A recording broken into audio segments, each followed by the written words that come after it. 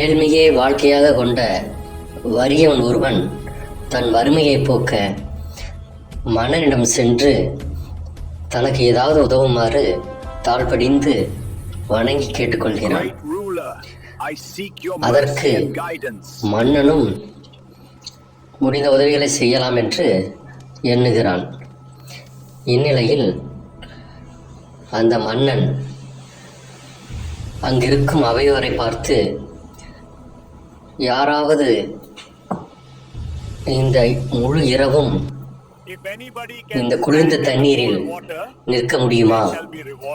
அப்படி யாராவது நின்றால் அவர்களுக்கு நான் பரிசளிக்கிறேன் என்கிறார். இந்த வறியவனும் துணிந்து அந்த தண்ணீரில் விடியும் வரை நிற்கிறான்.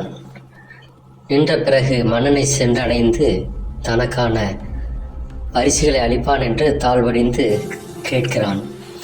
ஆனால் மன்னரோ பரிசளிக்க மறுத்து விடுகிறார். காரணம், இவன் தன்னுடைய குளிர்ச்சியான அந்த சூழ்நிலையை எதிர்கொள்ள அரண்மனையின் வெளிச்சத்தை பெற்று நின்றிருந்திருக்கிறான் என்று கூறி பரிசளிக்க மறுத்துவிட்டார். இதனை அறிந்த தென்னாலிராமனோ அரண்மனைக்கு எதிரே பருப்பு வேக வைக்கிறேன் என்று சொல்லி அதற்கான ஏற்பாடுகளை செய்கிறான்.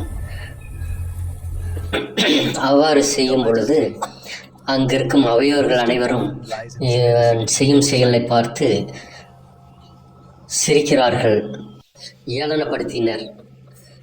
இந்நிலையில் அங்கிருக்கும் வெப்பத்தின் மூலம் நான் பருப்பு வேக வைத்தேன் என்று அவர் சொல்ல அனைவரும் என சிரித்து விட்டனர். எப்படி வறியவனுக்கு அரண்மனை வெளிச்சம் கிட்டியதோ அதே போல எனக்கு பருப்பு வேக வைக்க அரண்மனை வெளிச்சம் உதவி என நான் கூற, மன்னனும் தவறை உணர்ந்து வறியவனுக்கு பரிசை வழங்கி வாழ்த்தினார்.